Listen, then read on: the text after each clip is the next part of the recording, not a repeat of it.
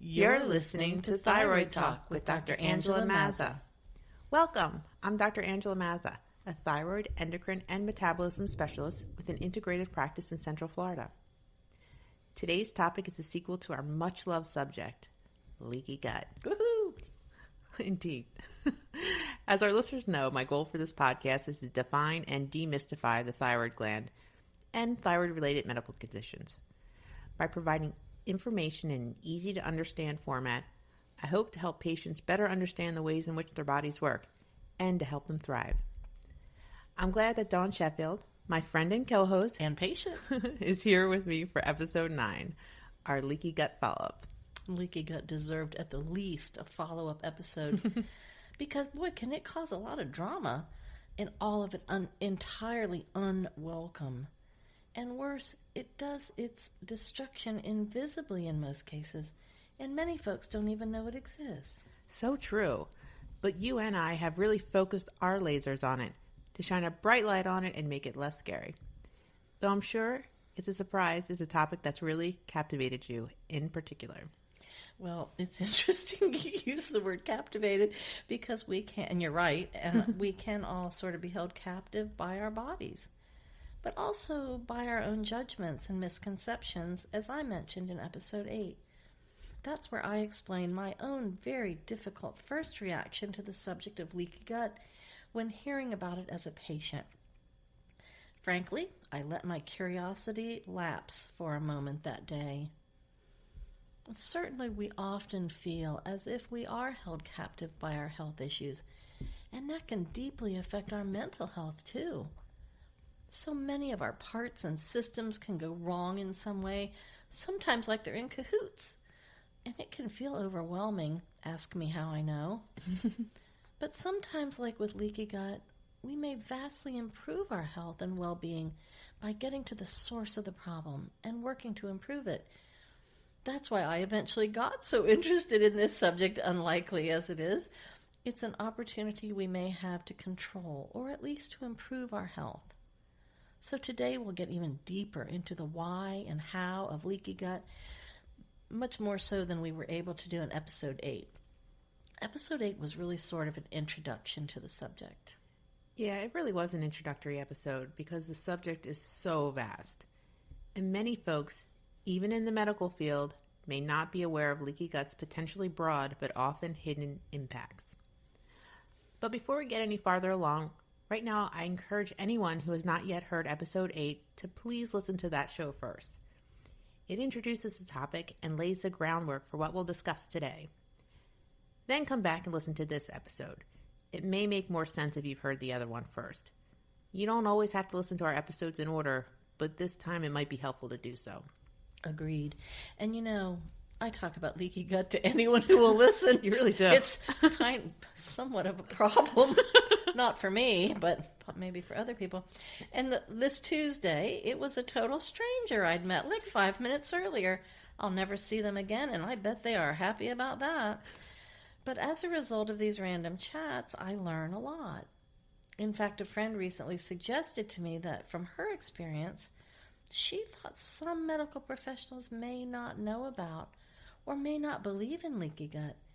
And maybe it's part of that problem with the gut that its ways are so seemingly mysterious and hidden. Again, that's why we're doing this podcast. We need to educate patients as well as healthcare providers. There's so much research and data on leaky gut, but if some medical professionals may not know about it or believe in it, that shows there's more work to do. And it's okay as a doctor to not know everything. The truth of the matter is we do not learn all that we need to know in medical school. We all need to keep learning.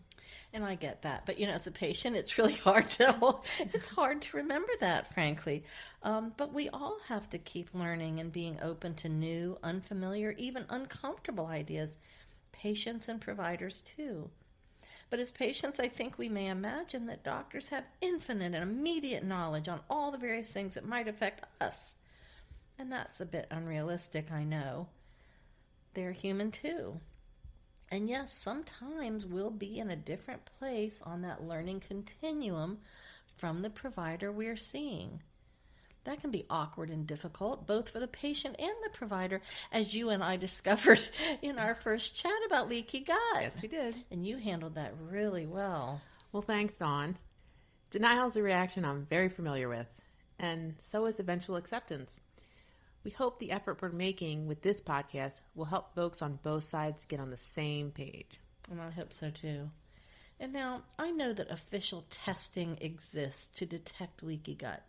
Full disclosure, I have not yet been tested. But since I have Hashimoto thyroiditis and it's often linked to leaky gut, I'm starting to make choices as if I have it. Is the testing for leaky gut done with a blood test? Yes, there are blood tests available to check for leaky gut. The one that I use in particular checks for a few things. The first thing is zonulin, which you'll remember is the gatekeeper of the gastric epithelial cells. The second thing this test checks for is actin, and that's the substance that gives structure to these cells. And then finally, LPS, or lipopolysaccharide, which is a naturally occurring bacteria toxin. We really should not be able to measure these substances past a certain level in our blood. If any of these or antibodies occurring to these markers are measurable, then that is consistent with intestinal permeability issues, aka leaky gut. Zonulin, my favorite. I know. I want to do that testing now that you brought zonulin into it. Is the test done with a blood draw or a finger stick? It's actually either. The one I use is a finger stick right now. Okay. Well, from my recent food sensitivity testing with you, I experienced a finger stick, formerly my least favorite type of blood draw, and it was done with a brilliant, fast, painless device. I was so impressed. I sort of dreaded that finger stick, but it seems the technology certainly has advanced, at least for the test I did. It was like nothing. I didn't even know it happened hardly. It wasn't so bad. No, it was nothing to fear. It was the sound of it, right? The sound was great, though. It was kind of a click or a clack, but that distracted me, and then it happened, and I didn't even know. So in case anyone's nervous about the finger stick, maybe you can let it go. So how often in your practice do you see test-confirmed cases of leaky gut? As for leaky gut test results, we get them all the time. Wow. Some providers feel that since leaky gut is so common in circumstances, like in Hashimoto thyroiditis, for example, there's no need to bother checking. Personally, I feel like having a test result gives a person real-life data that they can believe and digest, for lack of a better word, in some cases. I totally agree with you on that. It makes it real, and it makes it something you can get a hold of, in a sense. Mm-hmm.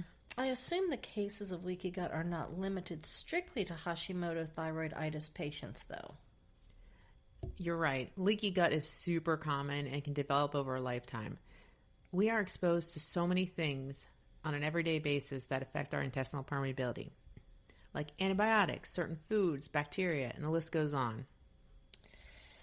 Well, you and I discussed that a good way to start this episode on leaky gut is to first offer a basic understanding of digestion. That is, how exactly does our digestive system process our food? And after that, we'll discuss some things we can do to improve the causes of leaky gut to help minimize its detrimental effects. We're going to get right to that. Just as a reminder, leaky gut is an entirely internal condition that we can treat really, really successfully. Doing so helps the body and the thyroid, too, become healthier. At no point does this condition leak outside of our bodies. Just want to make that clear. Thank goodness. That would be bad. And remember, when we say gut, we're referring to our stomach, our small intestines, and our large intestines. Gut is just easier to say than all that. Boy, it sure is. I couldn't remember all those things in a row. So starting at the very beginning, in really easy terms, let's talk about how digestion is supposed to work. And I should not try to recall this on the fly. That will soon be very obvious. But the one thing I remembered off the bat is that saliva may be the first substance involved in digestion. And I believe that particular actions of our lips, teeth, tongue, and throat are also instrumental in beginning to break down the food we eat, to help it begin its journey through our digestive tract. And I got to tell you that if it were up to my level of knowledge, this show would end right here. Well, happily, there's a lot more to digestion, so the show can go on. Yay. You're right, though, that saliva and also the lips, teeth, tongue, and esophagus are involved in the beginning of the digestive process. They're sort of the start point, triggering a comprehensive response in the body when food or beverage is initially taken in. And also, I was thinking about the sense of smell. I thought that our sense of smell may sort of prime the pump, to use an antiquated term, to prime the pump on our digestive juices, or I guess I should say our digestive processes. Juices, maybe not juices. The best choice of words. I think juices is fair. Oh, gosh. Together, okay. All right, we're going with juices.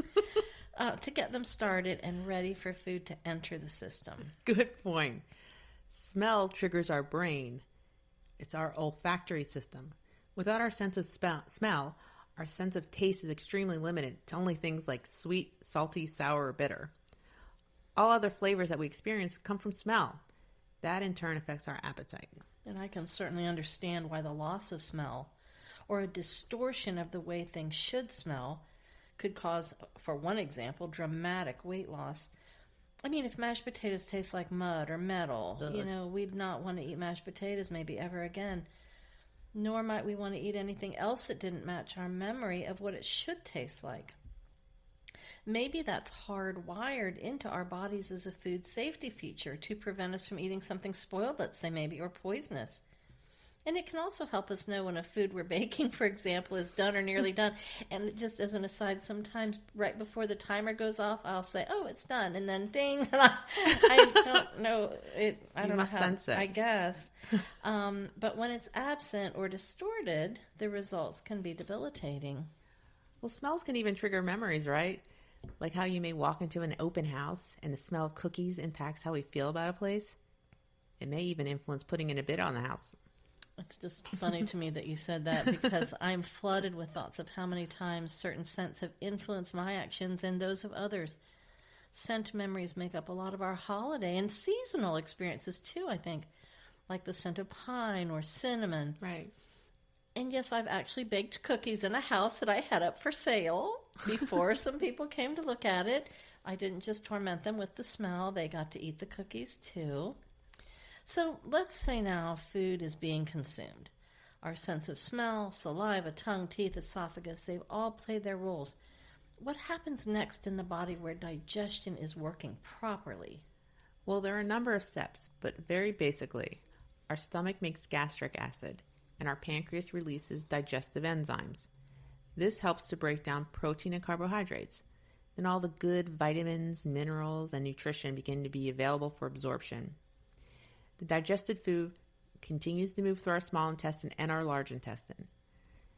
Water and nutrition are absorbed as it moves forward. Digestion is essentially the process of turning the food we eat into nutrients. The body then uses these nutrients for energy, growth, and cell repair needed to survive. The digestion process also involves creating waste to be eliminated, of course. But in a digestive tract with leaky gut, the very precise steps have gone off kilter.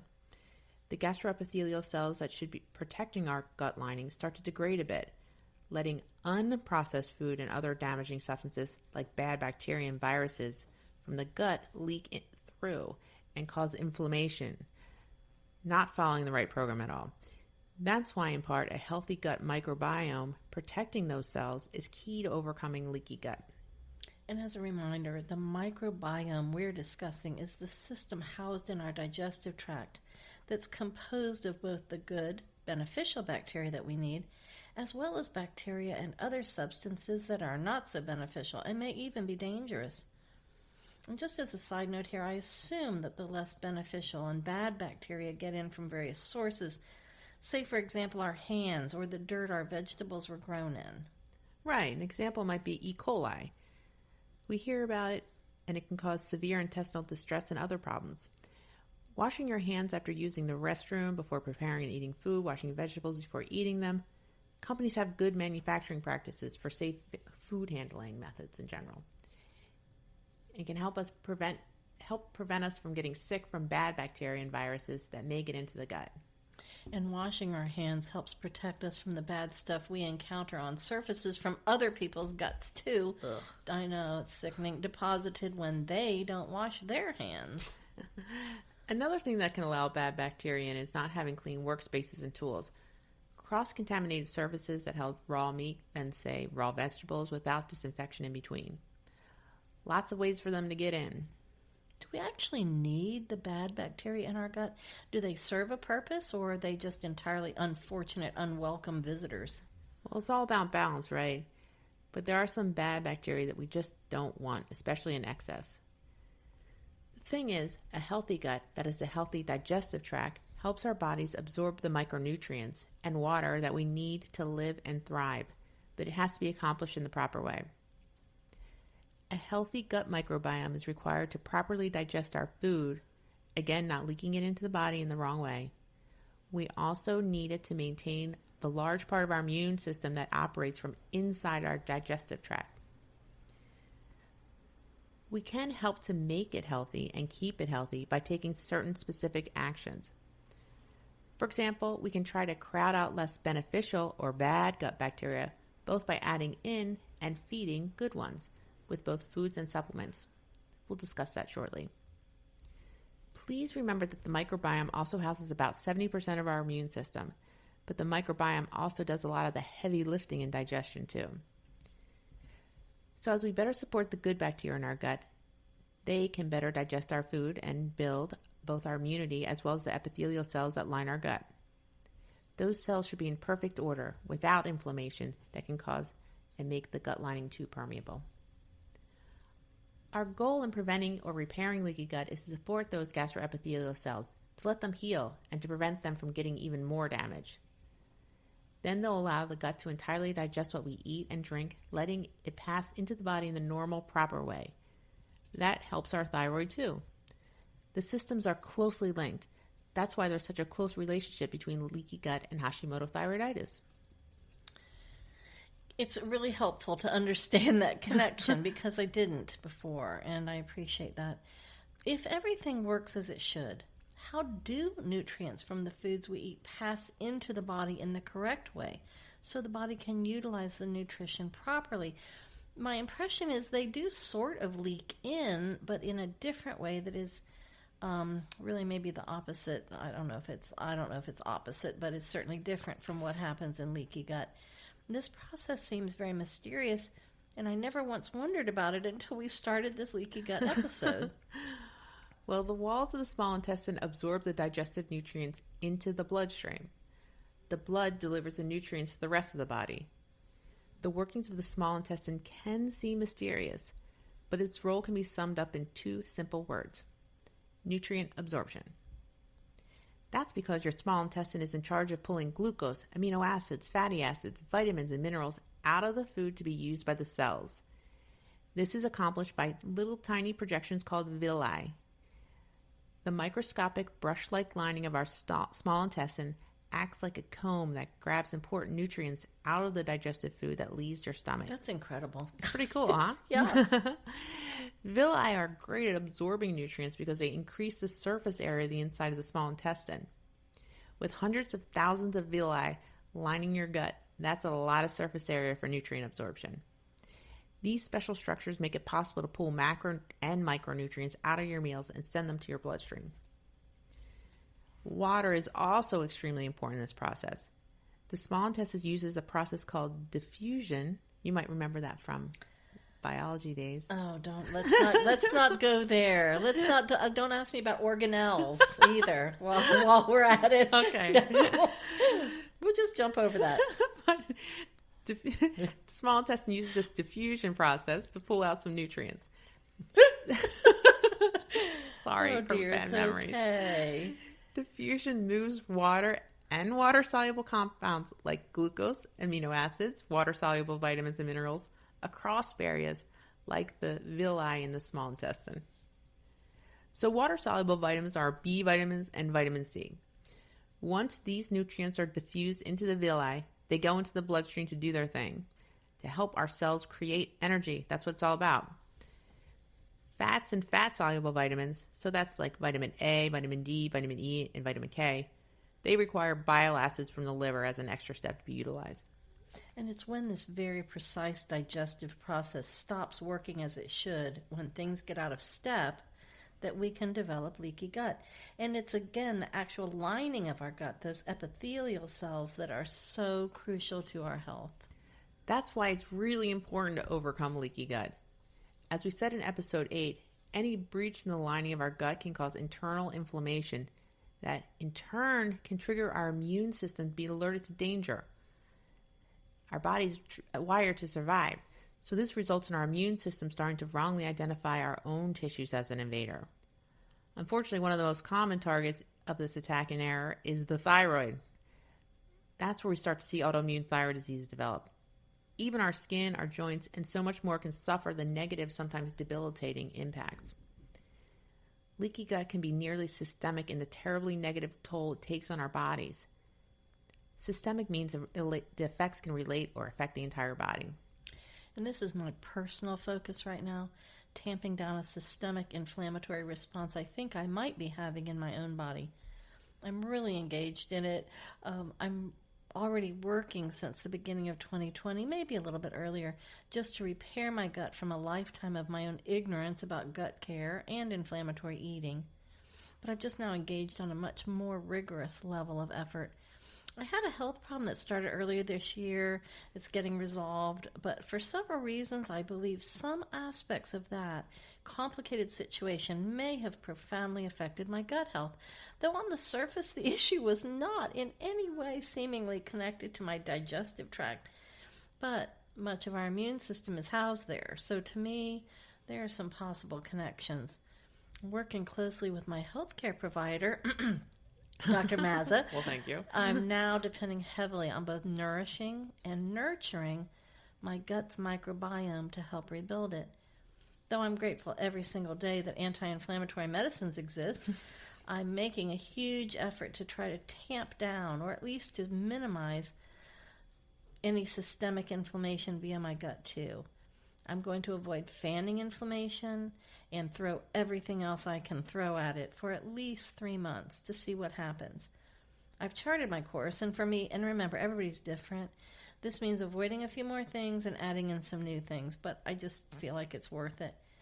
To help other folks on this same journey, though, we decided to do a detailed review of the substances that we named in the previous episode, episode 8, some of the tools in the Leaky Gut Repair Kit. That's right. We do have so many tools to help heal the gut.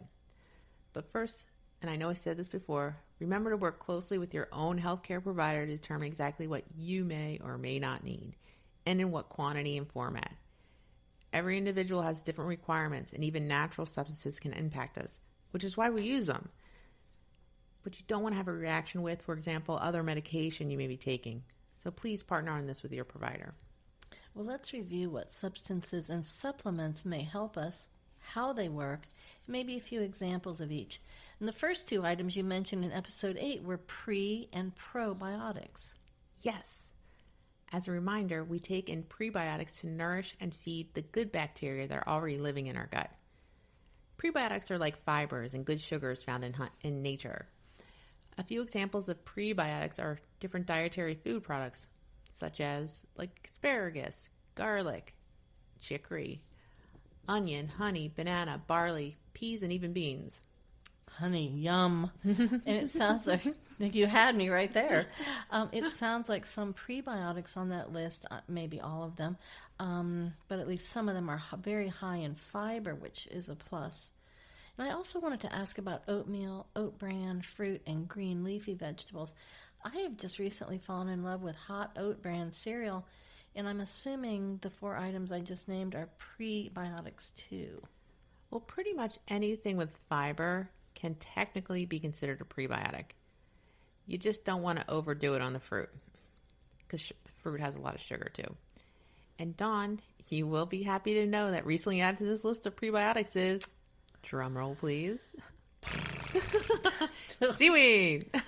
I got to tell you, I am just thrilled. And for our listeners who are familiar with our seaweed talk, and any of you who may be equally in love with seaweed, you might enjoy episode 7 titled Micronutrients for Optimal Thyroid Performance. Good times. Microbrewery. Yes. Seaweed just means good times to me. Good times. That's what I'm saying. Good times. Good times. I think we said that in that episode as well. On this subject so far, my seaweed has been very thin, dehydrated sheets. But last week I saw in a store what I think was a bagged seaweed salad type of product. What? Mm-hmm. It was beautifully dark green. It had a lot of tendrils. It was not dry. It was not dehydrated. It looked super interesting. Loads of texture, lovely, as I said, emerald green colors. But I didn't have enough time to study it. I was a little, I can't believe that. It sounds like you studied it. Well, okay. There was some slight studying. But I was a little distracted that day, and I just wish now I just grabbed a bag. What was wrong with me? So, I am going back. I'm going back to that store. I'm going to read the ingredients label, and hopefully, we'll get to try it. I'll get one for you. You know what, Dawn? That sounds fantastic. Well, thanks so much. We can totally try that together. I hope we do, but the thing is, I might choose instead to just admire and cherish it because, I might keep it all to myself because I think a lot about seaweed now. Mostly because it makes me laugh a lot, and also because I enjoy it, and it's good for me. It's good for your It's very thyroid. good. It's good for my thyroid. It's all good.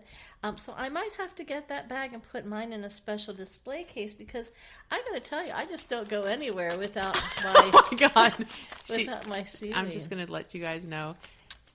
Dawn is holding a thing of seaweed in her hand right now. I keep it next to my heart. It's organic. It's yum. It's just yummy, and I don't really carry it everywhere I go, but only for special occasions. Very special occasions for the podcast, for example. That's right. You just are just trying to get me tangled up in that seaweed talk I again. am. That's right. I'm swimming away to evade it. Good luck. There's a riptide. Watch out. Yikes. Now, conversely, leaving prebiotics and seaweed behind, unfortunately, I'm sorry. That's all right. We take probiotics to replace and reseed our gut with more of the healthy, good bacteria we need. Some of these good, beneficial bacteria may be absent or low in numbers for various reasons, including, but not limited to, antibiotic use and the SAD diet. Oh, I remember the standard American diet? The SAD? The SAD diet is high in fat and sugar and low in fiber. That's why it's sad. Thank you for, because I was thinking sometimes it was, happy. Sometimes it was happy a long time ago. Yeah. That's okay. I'm over it. Sad face. Sad. I'm making a sad Frowny face now. To repeat from episode 8, when taking probiotics, I like mine to have at least 12 billion cultures. That's billion with a B. And I like to make sure they contain a bacteria called lactobacillus. Also, it's a pretty good idea to change probiotics every few months or so. You really want to increase the diversity of the beneficial aspects of your microbiome. Some examples of probiotics can be found in foods like kefir, kombucha, sauerkraut, pickles, miso, tempeh, kimchi, sourdough bread, and some cheeses. And, I tried many, many kombuchas, and thinking about this now, could I just let it go and try something else? You were studying it. Oh man, I was going to find one I liked if it killed me in the meantime. So I tried lots of them, and I kept trying them. Now, I have no understanding of why I did this. I guess I just wasn't going to let it beat me. You were not. I was not going to let it beat me, and so I actually have found one, and I mean just one. And lots of people love kombucha and lots of different flavors, and I am your cheerleader. I think it's great. You really are. I am, but I only found one, but that's fine. I can get it, and it's great, and I look forward to drinking it. Other people's taste buds may just need to have a little bit of time to find a favorite. It was a very unfamiliar flavor to me. I just had to... You're really making a pleasant face. I just worked it. Unfamiliar. It was unfamiliar to me. It was. As are many of the fermented foods that you named there. Not sourdough bread, happily. So that's the real bonus. I was really happy to hear that. So anyway, your taste buds may already be sophisticated, or unlike me, or you might need a little bit of time to find a favorite too. And it can be pricey. I really shop around about it. I found some good sales in stores where the price is consistently lower. Nothing wrong with bargain shopping. No, nothing at all. Nothing at all. I'll just add, as a friendly reminder, fermented foods help to add beneficial bacteria to our microbiome. And kombucha is one that is rich in probiotics. One of the many tools in our toolbox of gut healing. That's why I got obsessed with it. I know. I just couldn't let it go. Laser focus. I did. I did. As a quick reference back to episode 8, we discussed how important it is to take all of the antibiotics if they've been prescribed to you, while beefing up your probiotics to give your gut extra support. What I want to add is sometimes patients are tempted to stop taking an antibiotic when they start to feel better. Bad idea. This is how we get antibiotic-resistant strains of bacteria. That means some bacterial infections may no longer be curable with the antibiotics that exist to fight them. Why is that, you say? If you stop early, some of the bacteria making you sick may survive the abbreviated course of antibiotics. That is, if you stop taking them too soon, the bacteria that survive may no longer be killed by the antibiotic in the future. So it's important to try to kill the illness-causing bacteria all in one whack by completing the entire course of antibiotics you were given. Of course, if you begin to feel worse or think you're having a reaction to the antibiotic you're on, seek help right away. Your provider may simply change the medicine or the dose or make other recommendations. And that's so important to understand, and it's not often explained. Really easy to misunderstand. So next on your list of gut builders was glutamine. What is that? Oh, I love glutamine. Glutamine is the most abundant amino acid in the body. It's really essential to our body's immune system, but it's also beneficial in muscle repair. It's also considered the most important nutrient for healing of leaky gut syndrome because it's the preferred fuel for gastroepithelial cells. Glutamine can be found in a supplement, in a capsule, or powder form. And you know what? You also mentioned aloe vera, and I know it's a plant, but I was surprised to see it on the list. I don't know why. How does it help? And do you mean the juice from the aloe vera or a capsule maybe? Well, aloe improves digestion and is healing to the gut due to its anti-inflammatory properties. Yes, you could take it as a capsule, but be careful that if you're drinking aloe vera juice that does not have added dyes or coloring. Okay. And what about vitamin A? Well, vitamin A works hand in hand with our good bacteria to heal leaky gut. It increases beneficial mucus for digestion. I think I've been a little bit nervous to take in too much vitamin A. Is that a real concern? Well, vitamin A can cause toxicity in really high doses. So vitamin A toxicity can have negative effects like liver damage or vision changes, nausea, and in very rare circumstances, death. The USDA recommended daily amount of vitamin A is about 900 micrograms or mcg for adult men and 700 micrograms for adult women. What about zinc, Dr. Mazza? What's its role in leaky gut healing? Well, we always think about zinc in terms of immune strengthening, but zinc also helps strengthen the gut lining.